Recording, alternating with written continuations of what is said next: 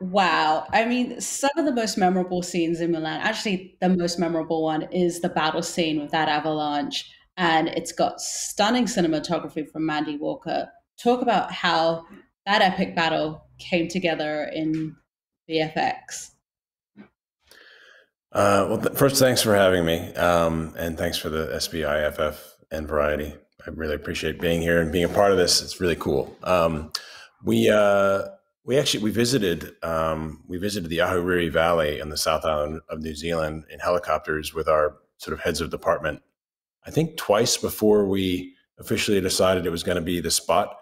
And we were there with Mandy, and we were there with Nikki, and we were there with Grant Major, our production designer, and we found a location that would work great for the open space. And we knew that if we added some special effects steam, and then visual effects, obviously we ended up adding a lot more of that steam, but having something in there, and then having a certain amount of soldiers, we ended up having 80 real soldiers for the Imperial Army side, and we had at most 67 Ruran riders, so our sort of the bad guys, right? So we had the horse riders, but in the end, it had to look like at least 500 on each side, and so our visual effects. We had five major vendors on the show altogether, but Sony Pictures ImageWorks did that work, and we started by creating soldier assets so we could replicate the soldiers.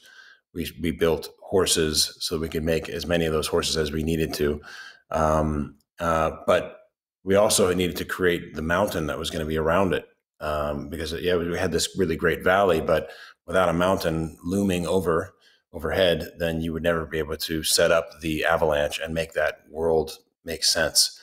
So we worked very closely with Mandy, very closely with Nikki, very closely with our production design team to make sure that even when we were standing out there together, we look at an angle and go, well, I would just draw it on my iPad. We say, okay, well, what if the mountain was here? And I just take a picture of my iPad and just do a quick sketch. And they say, oh, actually, no, we want to be looking this way instead. And it was a quick way to just sort of find our sweet spot.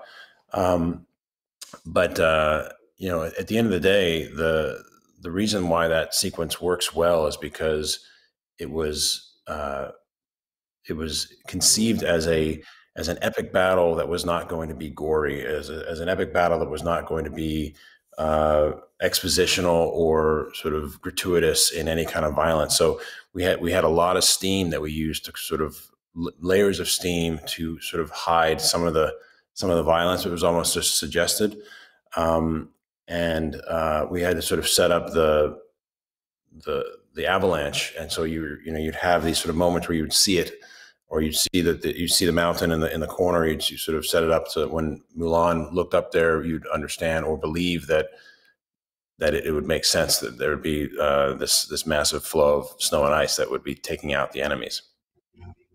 That's it. It's so incredible. And especially after you watch the animated feature and then you go to Nikki Caro's version, like, wow, this is phenomenal.